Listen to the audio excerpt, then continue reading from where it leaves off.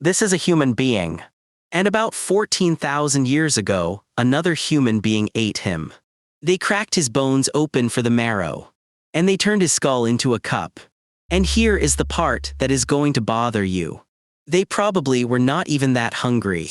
Ancient humans ate each other for 3 completely different reasons. One was survival.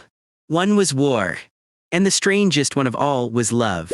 We are going to show you how scientists prove somebody was a cannibal, including the single most disgusting piece of evidence ever found. We will visit the real crime scenes. Skull cups in England. A pit of hundreds of bodies in Germany. And the oldest cannibals on Earth who did this 800,000 years ago and did it again and again. Then it gets darker. Because eating the dead came with a curse. A disease that made people laugh themselves to death. And just when you start to feel superior to these so-called primitive people, we are going to prove that your own ancestors were eating ground-up human skull as medicine only a few centuries ago. The final twist. Human meat is terrible food. So it was never really about the calories. And cannibalism was so common in our past that it left a mark inside your own body. A mark that might be sitting in your DNA right now. Stick around. Let us start at the crime scene. Cheddar Gorge, England. Not the cheese. Well, also the cheese, but that is not important right now. This is Gough's cave. And it is home to one of the most disturbing discoveries in human history. Archaeologists went in expecting old bones. Normal. What they found instead was a butcher shop. The human bones had cut marks. The exact kind you get when somebody carefully removes the meat. Around the joints, where the muscle attaches, they had been cracked open to suck out the marrow. And some of them had human teeth marks. Not animal bites, human ones.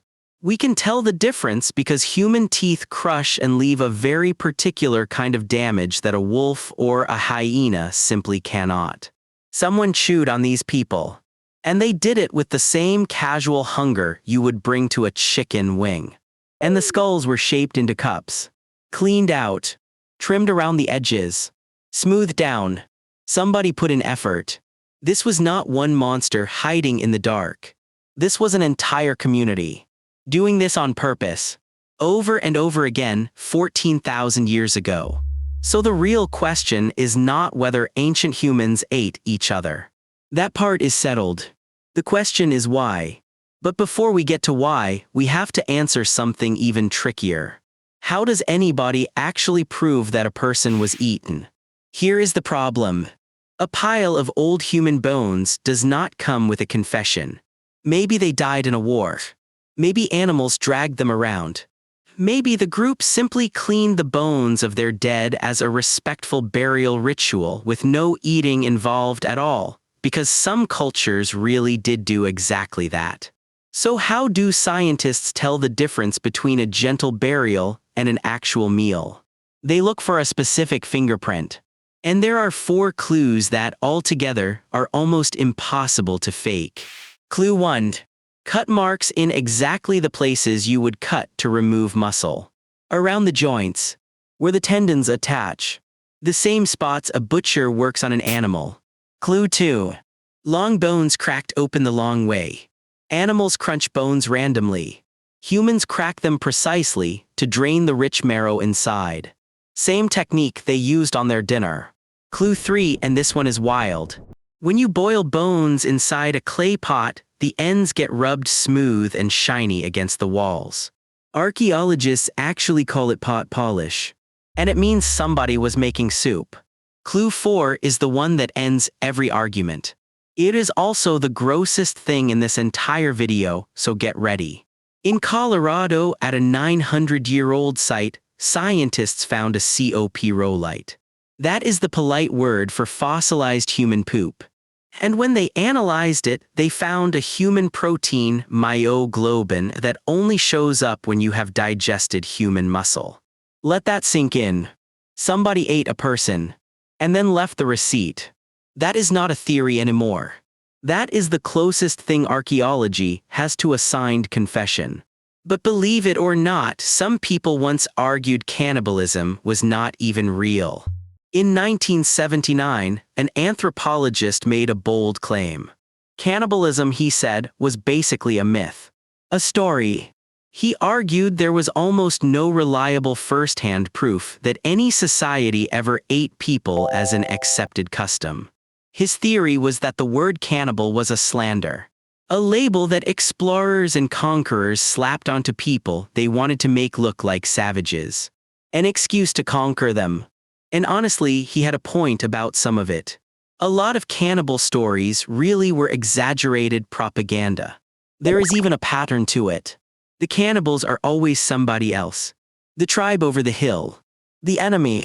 Never us. It is how humans have dehumanized each other for thousands of years.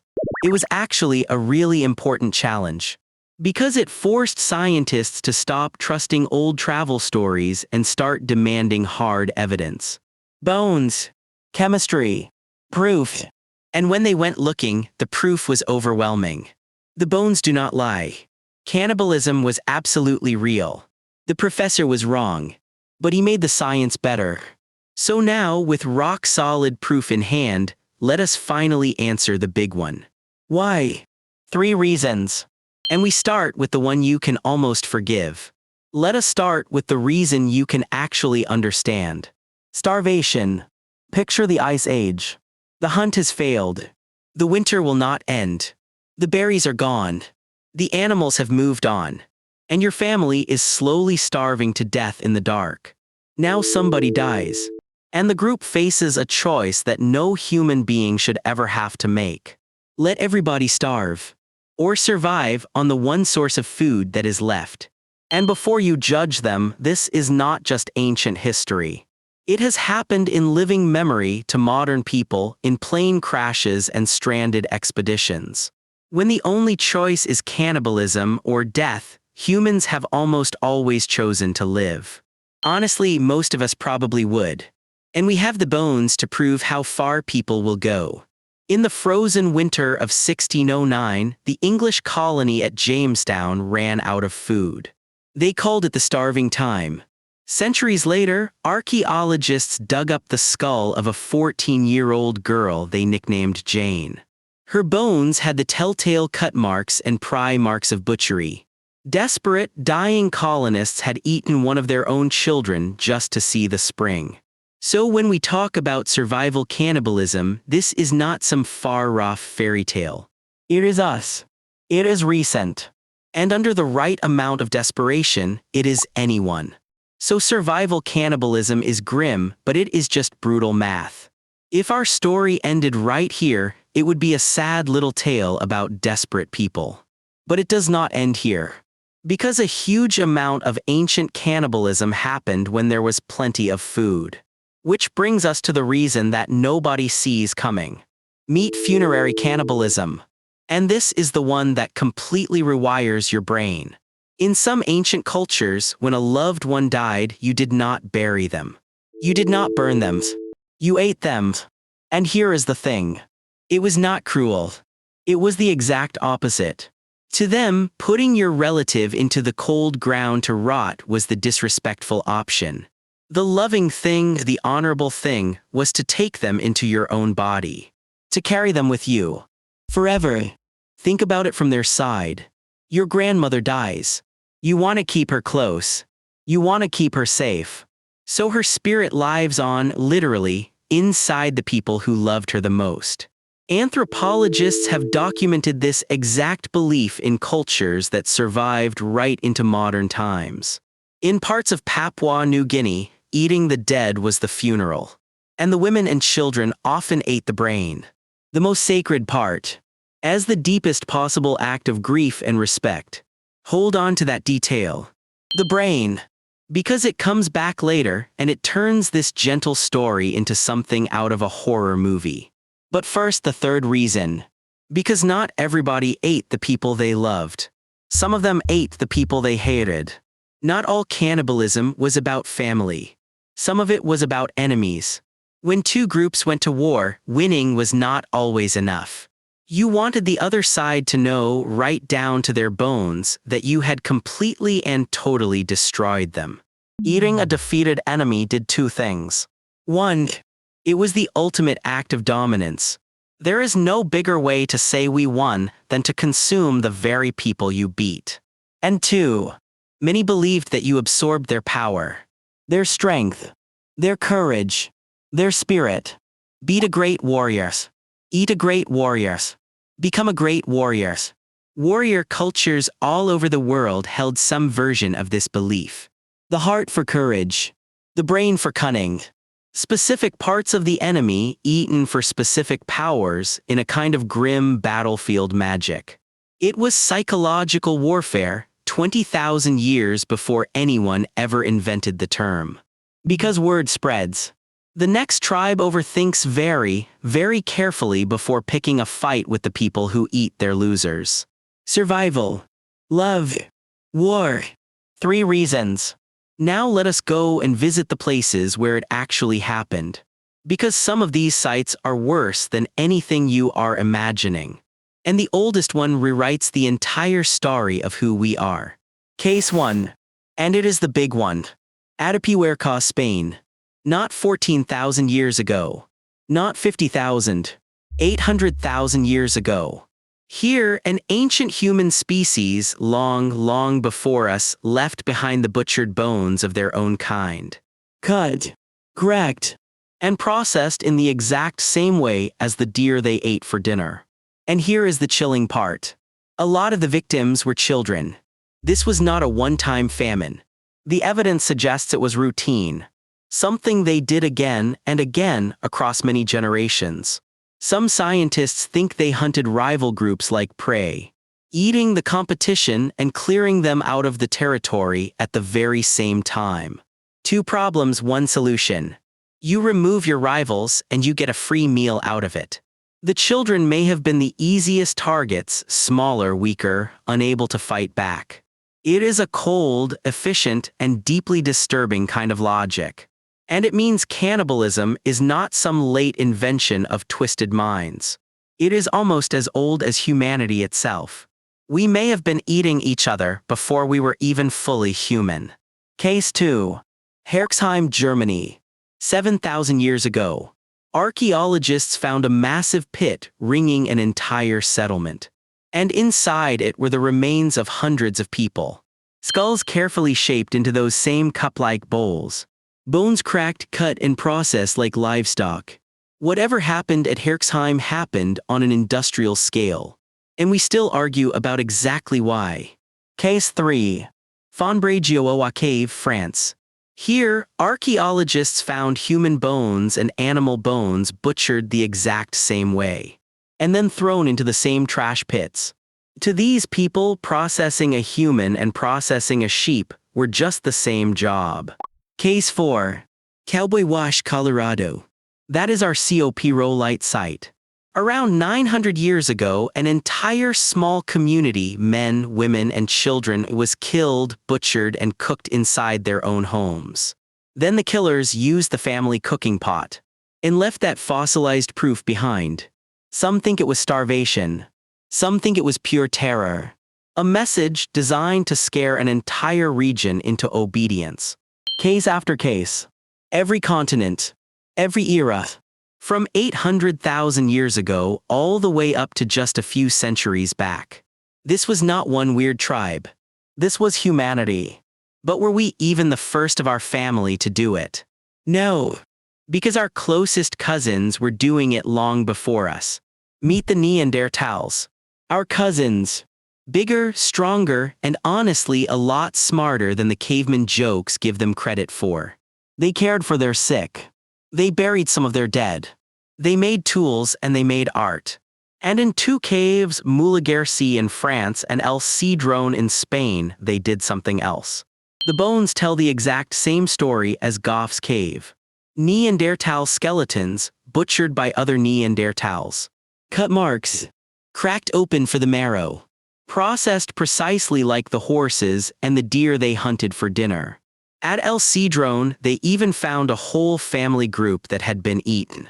So cannibalism is not some strange little habit of one weird group of humans. It shows up across different species, different continents, and hundreds of thousands of years. It might be one of the most human things there is, even when it was not humans doing it. But eating people, and especially eating their brains, came with a hidden price. And that price is where this whole story turns into a nightmare. Remember the loving kind of cannibalism. The funerals where the women and children ate the brain. In the 20th century, doctors noticed something absolutely terrifying happening in exactly those communities. People, mostly women and children, started shaking, losing their balance, and then, near the very end, bursting into fits of uncontrollable laughter. They called it Kuru, the laughing death, and it was always, 100% of the time, fatal. For years, nobody understood it. It was not bacteria. It was not a virus. Nothing the doctors knew about could behave this way. A scientist spent years living with these communities, studying the disease before the answer finally came, an answer so strange it would eventually win a Nobel Prize. The culprit was something science barely even knew existed. A prion. A twisted, misfolded protein that turns your brain into a sponge full of holes. And the single richest source of these prions: infected brain tissue. To make it worse, a prion can hide in your body for years, sometimes decades, before it ever makes you sick. So a child could eat a relative at a funeral, grow all the way up, and only then begin to shake and stumble and laugh. A death sentence handed out at a funeral that took a lifetime to arrive. The loving act of eating your dead relative's brain was spreading a brain-melting disease from one generation to the next. The funeral itself was the infection. When the cannibalism finally stopped, Kuru slowly disappeared right along with it. But Kuru left scientists with a clue that would rewrite our entire understanding of the human past. Because think about it. If eating brains causes a deadly epidemic, then why is the whole human species not fragile to it? Hold that thought. Because first we need to talk about you and your ancestors, who were not nearly as innocent as you think. You are probably feeling a little bit superior right about now. Skull cups. Brain funerals. That is ancient savages, right? Not your people. Well, let us talk about Europe. Just a few hundred years ago. The age of kings and science and gentlemen. For roughly 2 centuries, educated, wealthy Europeans ate human remains as medicine. It was called corpse medicine, and it was completely mainstream. Doctors prescribed it. Rich people paid good money for it. Got a headache? Powdered human skull, please. Ground up and swallowed. Aches and bruises. Human fat rubbed onto the skin or eaten. Want to cure your epilepsy? People would gather at public executions to drink the fresh, warm blood of the person who had just died. Because they believed it still held that person's life force. They even ground up ancient Egyptian mummies into a fine powder and sold it as a cure-all. It got so popular that they ran out of real mummies and started faking them, drying out fresh bodies of executed criminals and passing them off as 1,000-year-old pharaohs. There was a booming international trade in powdered human beings. Apothecaries kept jars of it on the shelf, right next to the herbs and the spices. And it did not stop at powder. Some recipes called for human fat, scooped from bodies and rendered down like cooking lard. Others swore by moss that had grown on a buried skull. An entire pharmacy built out of people. A famous English king had a personal remedy. Special drops made from human skull steeped in alcohol. He swore by it for his health. This was not some fringe cult. This was polite society. The very same people who called other cultures savage cannibals were quietly eating each other in the name of good health. So before we go calling the ancients primitive, maybe cannibalism never really left us at all. We just gave it a fancier name and a nicer jar. Now, back to that clue that Kuru left behind. Because it leads us to the single biggest twist of all. First, let us kill the obvious explanation. That they ate people simply because a body is a lot of free food. Because a researcher actually sat down and did the math. He added up every single calorie in a human body. Muscle, fat, organs, all of it. And one adult human body gives you enough calories to feed a small group for maybe half a day. That is it. That is all. Now compare that to a single mammoth, or a bison, or basically any large animal that they were already hunting. The animal wins. Every single time. More meat. More calories. And it does not have a grieving family that might come looking for revenge. So the math completely destroys the simple story. If it were only ever about calories, cannibalism barely makes any sense at all. Which means most of the time it was not about the food. It was grief. It was power. It was belief. It was meaning. But here is the real gut punch. The final twist.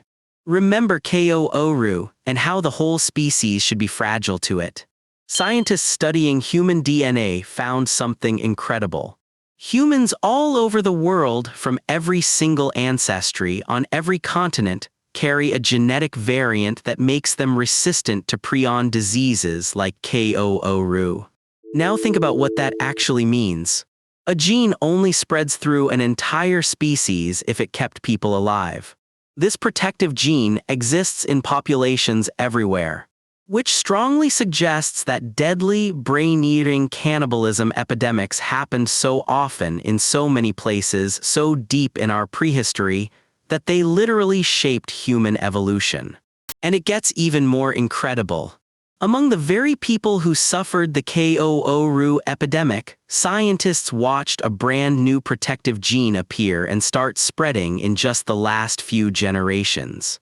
This is not evolution frozen in ancient bones.